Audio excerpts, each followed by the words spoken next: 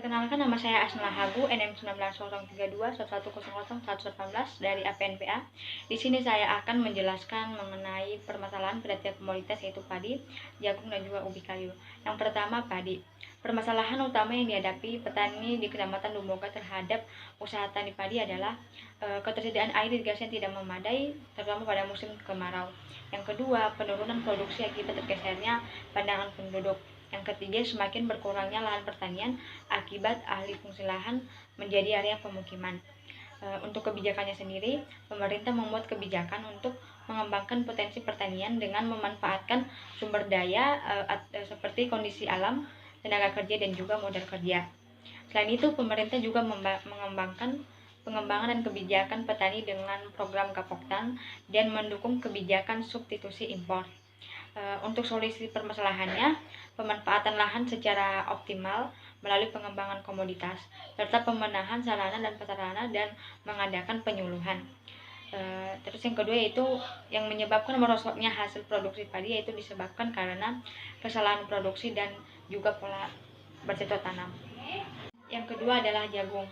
Permasalahan komoditas jagung di Indonesia antara lain masih sedikitnya penggunaan benih hibrida, pendidikan petani yang rata-rata rendah, tingkat penguasaan teknologi petani jagung belum maksimal, keterbatasan modal sehingga petani menggunakan modal sendiri, terus lahan garapan umumnya sangat sempit, dan juga air irigasi pada umumnya masih kurang terpelihara dan lahan kurang subur.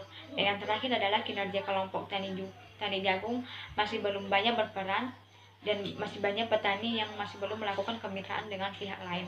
Untuk kebijakannya sendiri, hasil kajian mengenai kebijakan jagung nasional oleh Kementerian Perdagangan menyimpulkan bahwa masih banyak kebijakan pemerintah yang belum optimal realisasinya di lapangan, seperti kebijakan impor, penyediaan saprodi, serta kebijakan harga yang belum sepenuhnya efektif. Yang paling berperan dalam peningkatan pengembangan jagung di Indonesia adalah pemerintah, penyuluh, dan juga pertanian. Untuk mengatasi permasalahan yang terjadi, pemerintahan harus mengoptimalkan berbagai kebijakan yang ada, serta petani harus melakukan kemitraan dengan pihak lain.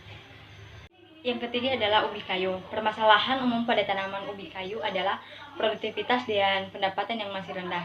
Rendahnya produktivitas disebabkan oleh belum diterapkannya teknologi budidaya ubi kayu dengan benar, seperti belum dilakukannya pemupukan yang baik antara pupuk organik dan anorganik, serta kurangnya luas lahan, bibit, dan juga tenaga kerja.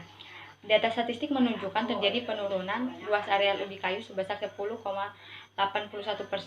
pada tahun 2004 dan 5,08% pada tahun 2005.